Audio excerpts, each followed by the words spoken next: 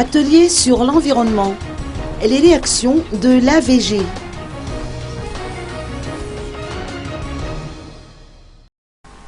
Les résultats des investigations menées par les journalistes ont démontré que les trafiquants de bois de rose profitent de l'effervescence du mois de décembre pour s'adonner à leur activité.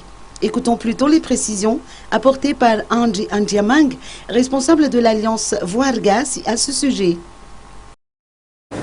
Bon, en fait, il y a ce plan d'utilisation qui sera soumis aux autorités de la CITES, internationale de la CITES, par le gouvernement malagasy et aussi au niveau des chancelleries. Mais nous, au sein de l'Alliance Voargas, nous sommes convaincus de deux choses. Il faut qu'on agisse vite, sans attendre la validation de ce plan.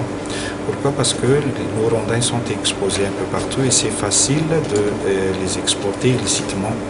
Et surtout aussi que nous n'avons pas les moyens nécessaires pour sécuriser nos côtes. Donc on peut faire les deux choses en parallèle, soumettre le plan tout en sécurisant les stocks.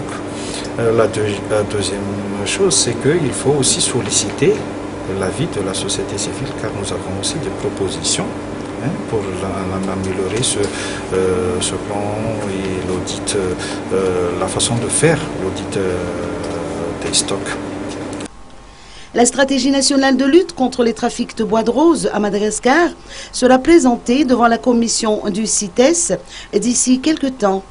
L'Alliance Voargas a été consultée avant l'élaboration de cette stratégie, mais elle s'est tout de même sentie exclue lors de la rédaction finale. En fait, en connaissance de cause, je dirais que la principale raison, c'est le manque de moyens. Mais nous avons une autre solution par rapport à cela. Nous avons une loi qui dit qu'il faut payer 2 fois la valeur marchande des bois lorsqu'on est attrapé à transporter, à exporter ou à couper les bois de rose. Donc 2 fois la valeur marchande des bois de rose, ce n'est pas minime.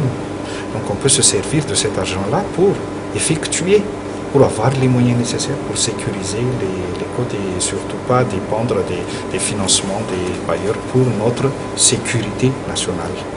En dépit des prises de responsabilité à chaque niveau, tous s'entendent à dire que la corruption en haut lieu constitue un frein à toutes les démarches entreprises dans le but de combattre le trafic de bois de rose. C'est ce qui ressort en tout cas de cette première journée consacrée à l'atelier sur la lutte contre l'exploitation illicite de la biodiversité malgache.